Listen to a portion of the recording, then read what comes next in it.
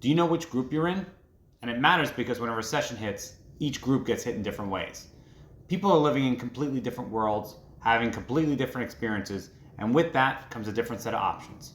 Welcome to day 4, where the roads diverge. The advice up to now has been general, works for everybody. So let's talk more specific. First group. This one's the better situation. You bought a refinance before 2021, and right now you have a ton of equity, a low monthly payment, and options. Options to refinance, even at a higher rate, pull out equity, pay off debts, and still end up with a lower monthly overall debt. And it's the ability to buy themselves time and runway, right? When a plane takes off or lands, it needs a runway. The longer the runway, the safer you can land. This group has the most. Then is your second group, bought in 2022 till now.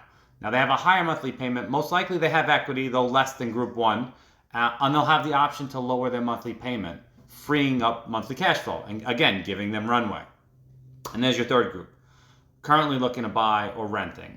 Currently, the least options, and they feel like they're kind of lost, but they're not completely out of luck, because with a recession comes job loss, slowdown for self-employed people, less discretionary spending, and of course, more conscious consumers.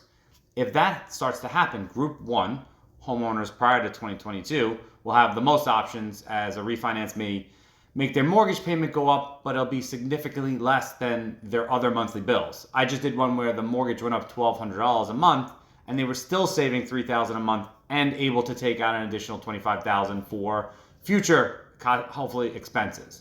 So all the monthly debt's cleared, and I always get this in the comments, that's terrible advice to roll your debt into your home equity, and the answer is I agree. That's never where you want to be. But this isn't about judging how you got here, it's about how you can get ahead. And these same people can never tell me another strategy for homeowners that actually helps keep them having a house and from foreclosure or bankruptcy.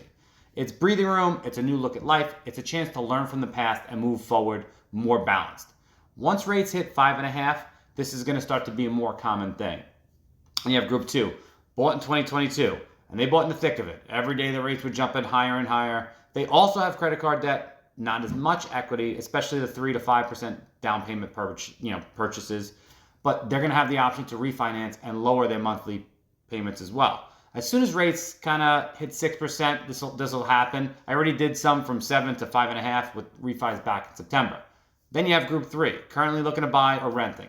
From a financial standpoint, they have the least options right now. They can't refinance debt. It's harder to rent the place or cut costs. But what they have is opportunity, and more than they think, because as this plays out and the rates come down, as Group 1 and 2 start refinancing, the economy is going to slowly pick up, and people will either work on their house or be comfortable enough to sell and buy new.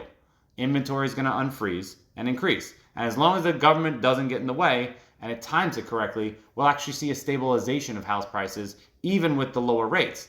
Because right now, one house comes out and there's 15 to 20 buyers. When there's 7 to 8 houses for sale, that pressure starts to come off. And especially if some buyers are no longer qualified because of job loss or economic slowdowns. So your group will determine your plan. So which group are you in? Let me know in the comments.